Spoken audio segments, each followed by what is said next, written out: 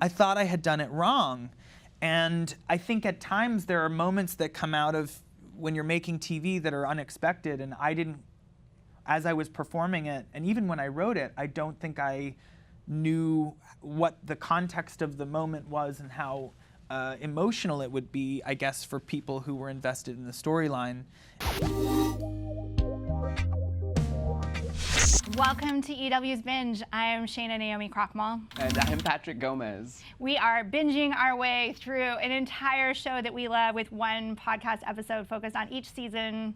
And today we are talking about season 4 of Schitt's Creek. The series originally aired on the CBC and Pop TV and now can be streamed on Netflix. And joining us to answer all of our questions. Sitting here very silently until we feel like I don't know when I can so chime politely. in. You should start. You can do the intro. Hi, everybody. Yeah, at this point Hi, you can do the it's intro. Dan Levy. My name's Dan, and I'm a co-creator of the show Schitt's Creek, and I'm here to talk about our 4th season. There you go. Quick note, if you're worried about spoilers, we're only going to give away key plot points as best we can through the first 4 seasons. I feel like we've been pretty respectful. We've been pretty good, actually, and this is where I feel like it gets a little muddy, like into season 4 and season 5. But we're trying. We're doing this.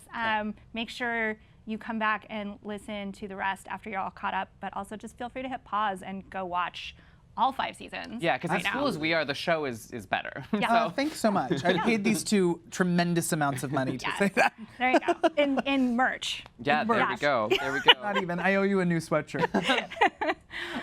So before we start diving into season 4, was it before season 4 or before season 5 that you guys hit Netflix? Or like when did that come into play? I want to say season 3. Okay. Yeah. So did you I see a think- major change happen at that point in terms of just like There was accessibility? definitely a shift in the sort of in people finding it and liking it, I guess. I think the more eyes you can get on your show, the better. And I think for Netflix to have sort of the scope and breadth of sort of viewership really helped keep the conversation alive. And I also think because we premiere in January on Pop and then Netflix happened in October, it allowed for almost a full year where people were discovering or talking about the show, which is a wonderful thing. And it's very bingeable. Have you ever have you sat down and I've not watched? watched a single episode. Oh, so not one at a time, Well, let I alone edit all them at all once. as Yeah. well. Yeah, So I'm in the Yeah. edit suite Yeah. for hours and hours and Yeah. hours. So 10 years from now, I watched our season 5 finale with a group. Okay. I watch the finales usually with our cast because we are tweeting or whatever. So Yeah. It's very easy to watch, even in working on so this. glad and relieved. Rewatched so much of it, and I had to remind myself I don't have time to actually rewatch. I have to fast forward. I can't watch every single episode again because it's easy to slip into it. It feels good.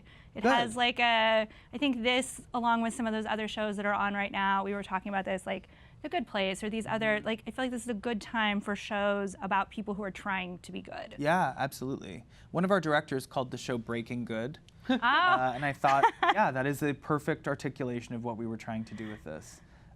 Slowly but surely, these characters are coming into their own and realizing that happiness and self-fulfillment are far more valuable and can do far more for you as a human than money. And choosing humanity, sort of, and Choosing to be kindness kind and supportive. love. Yeah. Yes. It shouldn't be. I just feel like it is still the rarity to watch a show that understands that that's the story it's trying to tell. Well, I'm happy to be part of a positive wave of stuff, I guess. Yeah. Yeah. And yet be so good at all of these little mini mean moments in the middle of it. Right? You gotta keep the tang. There we go. We're going to get to the tang specifically in a second. Okay. But before we start diving into season 4, again, we're going to have you do 30 seconds, summarize this season. Are you ready? Yeah. Okay. Yeah. Okay. Ready, set, Yeah. go. Season 3 ends with a slightly deeper understanding for all of our characters in terms of who they are, what they want, and what they're realizing they're capable of. And season 4 is pushing the characters one step further, pushing them outside of their comfort zones. I think up until this point, they've really been conflicted about who they are, what they want, and what the town means to them. And season 4 is an opportunity for them to really stand firm in who they are and what makes them tick. You were a little over, but we'll give it to you. 31 and a half seconds. It's fine. And it's It's gonna fine. drive me We'll nuts charge for you. the We're rest going of to this charge you for that extra conversation. second and a half. No, so Again, broad sweeping generalizations, but It's okay. Now we get into specifics. yeah. So it starts off with the episode is called "Dead Guy in Room 4." Yes. There's a dead guy, which is in case fantastic. you didn't know what the episode's about. Yeah. We also see David and Patrick start to develop the relationship more, which is fantastic. I also love that the pregnancy test episode that happens in the very early episodes where everyone thinks Alexis is pregnant, but it's really Jocelyn, her miracle baby, as she calls her. We get to meet Ted's new girlfriend when David and Alexis go to her farm. I love your comments about blue cheese because I feel the same. There is something so familiar about your voice. Oh, no, people have told me that I just have like one of those voices. Super generic and shrill. Anyway, I just happened to eat one of those pieces of blue cheese. And normally, I don't like blue cheese in my mouth, but that was very not bad. I am with you. I wasn't a fan of it either until I started using it in salads. Oh. Are you a blue cheese person? Yeah, See? I like it. I feel like you're a better person. I'll take I always that. feel like inadequate not liking blue cheese. Me too, because it's like there's a sophistication yeah. I'm lacking. I will say that my wife is better at all kinds of food and drink than I am, and when I travel without her, I will literally like text her pictures of the menu and be like, which of these wines am I supposed to pick? Right. I cannot order a wine to save my life. I know which ones I like. Just it might be the $2 bottle. Like Yeah. Oh, I thought we were talking about cheese. I'm like, I like a Sure. brie. Yeah. I Oh, like I a do love a cheddar. brie. Go together. I like a Gruyere. Pepper Jack. Sure. Yeah. Yes. Bigger moments in the show. I love it. More But Higher cheese. stakes. higher stakes is even death or almost death. Oh, thank God. The internet says you're dead. What? What do you mean? Who's saying that? Your mother's not dead. I'm standing right here.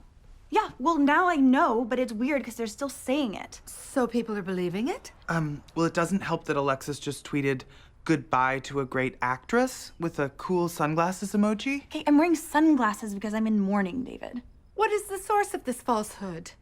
And what photo are they using? In a death hoax that Moira, theoretical death. Everything Moira's dead. And I have to tell you, when Grumpy Cat sadly passed away recently, my first thought was, the poor kitten. The poor kitten that overtakes Moira as the giraffe steps on the kitten. I love it. It's trending. It's trending. It's trending. But the moment that I want to dive deep in first with is, I used the word dive deep so many times in this discussion. Listen, that's what apparently. we're doing. There we go. Is Asbestos Fest, where your character and Moira have to perform. Yes. Or I guess you don't have to perform. You choose to perform with Moira. Moira has agreed to headline Asbestos Fest, which Were there other? Where does that name come Were there, from? were there well, we other thought, like- diseases or afflictions or challenges that you considered that just didn't rhyme as well? Not really. I think Or- we covered them all when Moira talks about the various like benefits that she's done in the past, like Yeah. Juvenile rhinoplasty benefits, very important. and Not. Moira wrote. I think there was like a some sort of skin disorder, Mm-hmm. like a Very specific. yeah. She's done a lot. She does anything and everything that will have her. Luckily, a little birdie told me that with enough funds raised, this town could be asbestos-free by Christmas.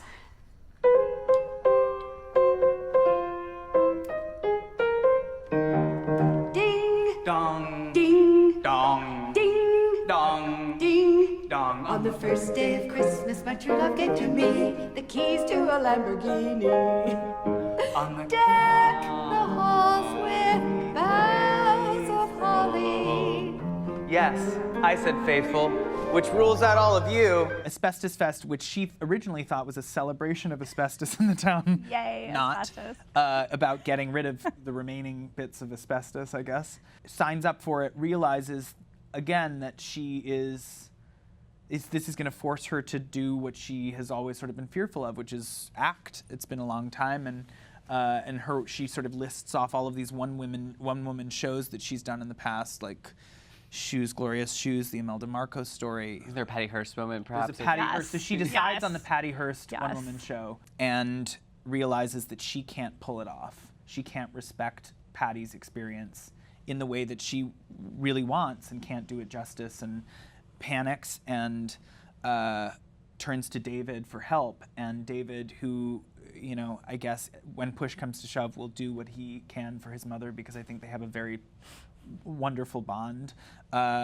agrees to participate in their Christmas medley that they would do at their holiday parties every year. Even though it's not near the holidays. Not near the holidays. It's a last-ditch effort. It's so desperate and so pathetic. And you get to see Catherine O'Hara in a floor-length brunette wig that's wrapped around her hand like a purse. It was very funny. At first, I had written that with Catherine doing the medley herself, and then she said, "No, I want you to sing it with me." And I was like, Had you ever sung with her before? Did she? No, there's a reason I didn't write myself into that scene. I was playing piano at the time. Did you feel like there was any possibility you could say no? No. No. And the look in her eyes when she told me was like, "You'll be doing this." And I said, "When will I ever get this opportunity again to be immortalized on television?" So how long did you have to rehearse that? We worked out the medley. She had done the whole medley and sent it to me as an MP3, and I just sort of learned my part. She told you what to do, and you showed She did up the and whole did thing. It was I would full love to circle take credit from season for it, one but moment, or that season two Christmas medley was was Catherine. And was this the birth of the idea for the Christmas special, or had that already been thought about? I had always wanted to do one, but it wasn't until I felt like we hadn't earned it. You got to earn those big sort of Do tentpole Canadian moments. TV series have Christmas episode specials like British TV series No. do? So it was just. I mean, there's they like a exist Christmas in the episode, same world but like, that, I guess American Yeah. television would Yeah. have a Christmas or a Sure. holiday episode, which is why we wanted, I think, our last episode of the 4th season, which then got held until the holidays, to be the holiday episode. Nice. But you needed the emotional depth of the show to really earn that kind of Yeah. Yeah, that storytelling. Christmas tale. Yeah. Yeah. Yeah. So we're gonna jump right ahead to another musical moment in this season. Right. Episode 6, open mic. It has another song in it, which to me is honestly one of the most romantic and touching moments, not just on your show, but like on any. Like I watched it in preparing for this. We were binging again, and I think I watched him sing that song like 4 or 5 times. We're of course talking about Simply the Best. Yes. Speak the language of love like you know what it means. And it can't be wrong. Take my heart and make it strong, babe. 'Cause you're simply the best. Better than all the rest. Where did that idea come from? Why that song? Well, I knew. Did you know? I knew the song. Sing? I knew he could sing. Okay. I knew that he was a really talented musician, and I obviously wanted to write something for him in a romantic capacity, like, because I knew that he could pull it off. I find it incredibly cringy, like people singing generally, but I knew that he had such a confidence and a conviction to that side of his sort of like artistry that I wanted to use it. And I think 4 seasons in, we had really been peeling back the layers enough to take the audience to these kinds of places. And I think each of our characters in the 4th season were experiencing emotional stakes that they had not been used to before, which was really fun. It was fun to get to this place where we feel like, okay, we've earned the ability to ride that fine line between comedy and real human moments. And for David, for me, it was always like, where do you find the point? Because I think in any relationship, we can pinpoint a moment or two where things change, where you go from liking a person to loving a person, and how do you articulate that and dramatize that? I had always loved the Tina Turner song the best, and I was always that person when it came on that, like, at a busy bar would be like, stop, listen to the lyrics, they're so beautiful. Don't you understand what's happening right now? I thought, what a great pairing if we have him, if the setup is that he tells David he's going to perform at this open mic night, and David's sort of first impulse is like, this is so humiliating, and this is going to be a make or break point for their relationship, and it becomes this sort of pleasant surprise and romantic sort of revelation. And so I said to Noah, this is the song. It was scripted as Patrick sings a surprisingly beautiful cover of Tina Turner's The Best. And we approached Noah and said, do you want us to figure out someone to come in and interpret the song, or do you want to take it on yourself? And he said, let me try it. And a couple weeks went by, and then in the middle of the night, I got this text message, and it was him singing it at home.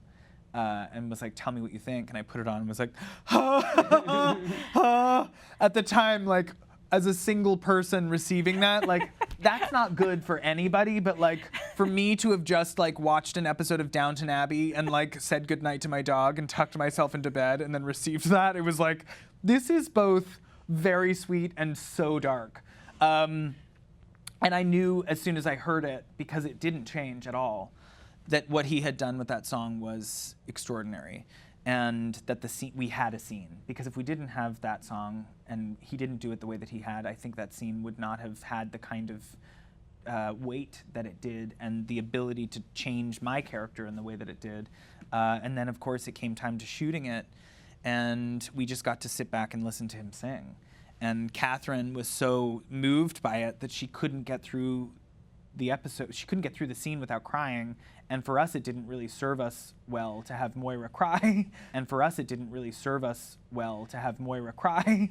So we sort of had to like cut around it. Well, what's funny is I maybe watched it. There's a second where you see her wipe. And I was like, you never see her cry, but like, she's totally wiping a tear. Yeah. That is so funny. And at one point, she sort of turns back to reach for a tissue, which was not part of the scene, but it's a funny little. I mean, you throw it in because I think sometimes it's nice to show the candidness of television, but it was a lovely moment. It was a moment that for me meant a lot because it was a parent supporting their kid. I think knowing her what moment was at the going end on, is also like what she does, because we find out Jocelyn and Roland are having a baby boy. A baby, yeah. And she's like, yeah, and they're trying to make her a big part of that, and she's like, I don't care. I want to focus on someone else other than me. Moira? Oh, you two, I told you I don't know. But we do. We called the doctor. You did, lovely. Well, don't you want to know what it is? I'll give you 3 guesses. Moira, we're having a boy. A boy? I believe I told you that. How wonderful. My boy right now is being serenaded by his butter-voiced beau. Yeah, which was a big moment for her, and I think even the physical, at one point she sort of reaches over and touches my arm as if to say, like, what's happening here? There's something really special happening, and I think for us to be able to project a loving and supportive family in a moment when it counts was really important, and to show that kind of physical support of a parent supporting their queer child in a really lovely and magical time in their life was a message that I wanted to like get out there. And fortunately the scene was really easy to cut together. It's not hard to act like you're moved when that song is being sung to you, and people really responded to it. It was a lovely moment in the show. So we end up meeting Patrick's ex-fiancee in the whole barbecue situation. She shows up, and that leads to a fight, which then leads to another musical moment with the same song. We got together when we were in high school, and we've been on and off ever since. I don't know, we always just sort of fell back into it. Anyway, she's been reaching out and expecting us to get back together for the past few months. Whoa. Over the past few months? And you didn't think to tell me about this? You stood in front of me and told me to trust people. I know. When I was perfectly fine not trusting people. Not trusting people is what I'm used to. It is my comfort zone. But next thing I know, there's an oversized cookie on my doorstep, and you are telling me that I have nothing to worry about. Yeah. So I knew there had to be these grand gestures, I think, because I didn't want the relationship to be super easy. I didn't want it to just constantly fall into place. And I think for David to panic when things got tough and to bring in the character of Rachel, who was his ex-fiancee, and the complications of what that meant, and that being, coming at a point where David was on the precipice of loving someone and using it as an excuse to say, okay, this is exactly what I thought was going to happen. Everything bad happens to me. Let's move back. And my very good friend Stacey Farber played Rachel, and it's been fun to be able to employ my friends and have them sort of like bedazzle the show a little bit. It's a wonderful thing. I think that was also a moment when we got to have Patrick really understand what the relationship means to him and really contextualize his sexuality a bit. Because no matter how hard I tried with her, it just never felt right. And up until recently, I didn't understand why. David, I've spent most of my life not knowing what right was supposed to feel like, and then I met you. And everything changed. You make me feel right. David. That is quite possibly one of the most beautiful things I've ever heard anyone say, outside of the Downton Christmas special. It's the truth. I think there was that, I wrote that speech where he's saying, "You make me feel right," and I've always sort of thought about why things didn't work with her, and I couldn't quite put my finger on what it was. For then David to have to earn that back after throwing a bit of a hissy fit and embarrassing himself. Getting a lot of gifts. It was scripted that David sort of lip syncs the song that Patrick had sung to him.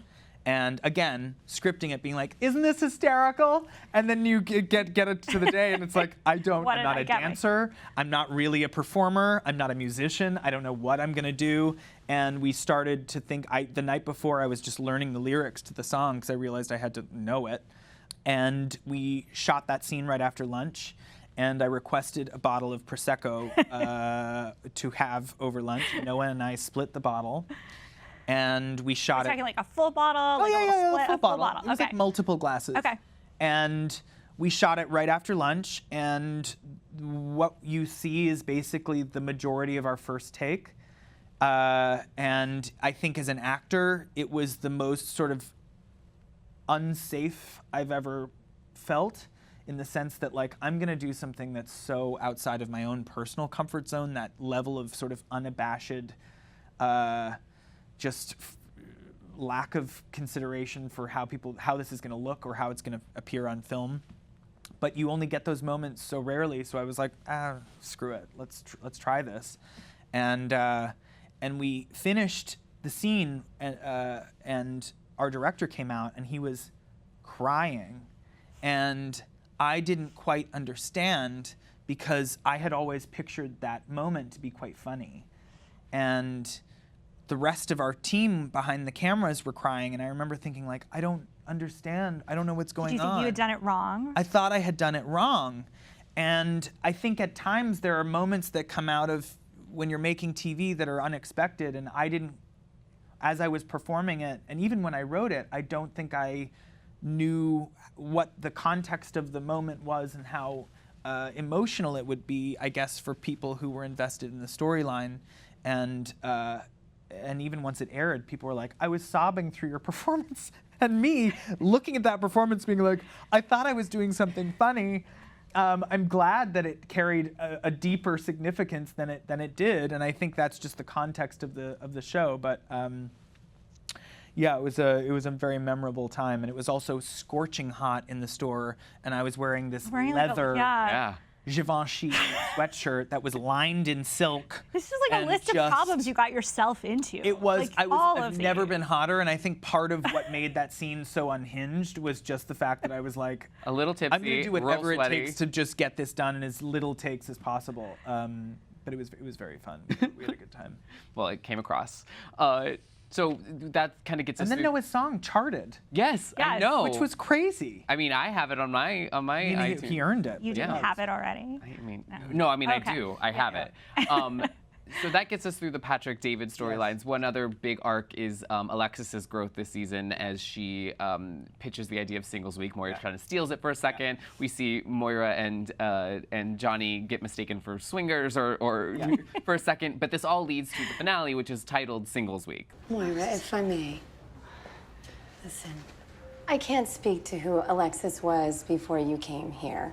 And from what I've heard, I don't really want to dig any deeper into that. But what I can say is this. I have watched your daughter over the last couple of years grow into one of the most amazing people I've ever known. She is a hard worker, she is kind, and she is capable of so much more than people give her credit for. Jocelyn, that is one of the most generous compliments one could receive as a mother. So get us there. I think it's sort of a culmination of all of our characters, and I think, there's so much that happens with Johnny and Moira that, we didn't have time to sort of discuss, but them being constantly sort of pushed further and further and further, and Moira getting involved in this fundraising initiative and not trusting her daughter because, historically speaking, Alexis was a bit of a loose cannon, And that storyline really, getting to play Moira and Alexis together was really fun because they didn't. Their forced lunch date. Their forced lunch date. What's your favorite season? Awards, which was a Catherine line. I wish I could take credit for it. But it really was leading to this moment where Alexis says to her mother, like, I've got it. Or she's been put in a situation where she has to handle it, and she panics and then sort of proves to herself and to her mom that she has what it takes to be taken seriously.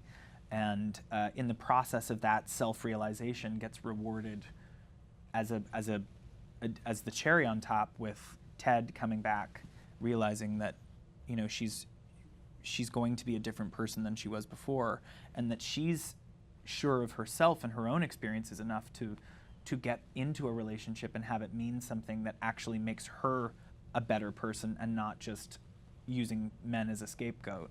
And that comes from a speech that David gives to Ted, where he finally says, like, something has to be done here. He's watched his sister sort of go through the heartbreak of realizing that she wasn't the best person and she didn't treat him very well, and that she took things for granted, and having this talk where David approaches Patrick or Ted and says, you know, she's different, and I think you should sort of just the right think amount about of that. brotherly intervention. Like, in a yeah, way and that, then like, I eat a could have dog been treat really, at the end, and it all sort of unravels and falls apart. And then David telling Patrick for the first time that he loves him, and the sort of the torment of it. And I think in that moment I wrote about Mariah Carey, which at the time I think I remember my dad being like, I don't get so you're my Mariah Carey, and I'm like, it means something to me, and that's all that matters. I do love how Patrick responds, like, you're like, I've only ever said that about 3 things, and he knows exactly. And he knows exactly who they are. Yeah. I love you.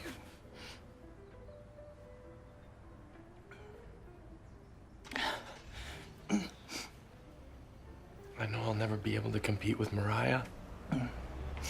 This just kind of feels like one of those perfect moments that you dream about. Except in my dream, I'm holding a nice cup of tea.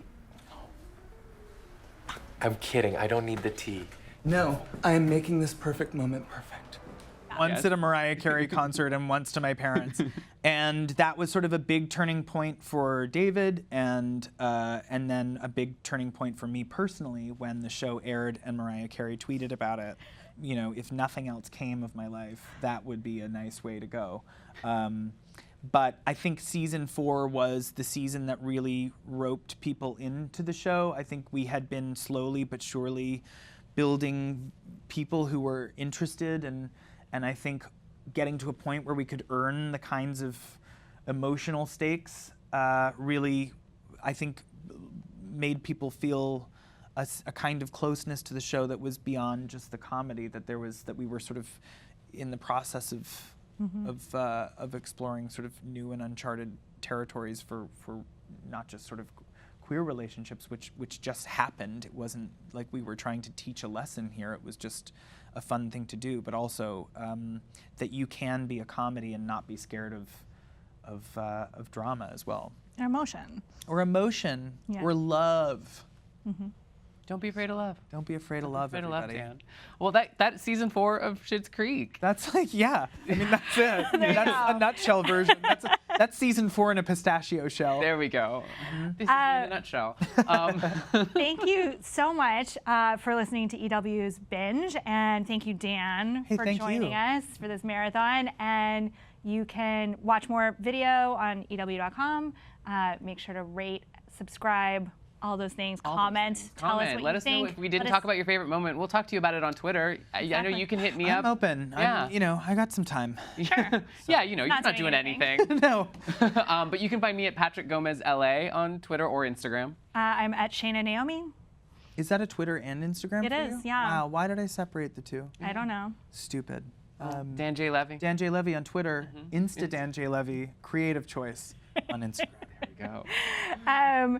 Definitely make sure to come back and listen to our next episode where we're going to talk about Schitt's Creek Season 5. Thanks so much.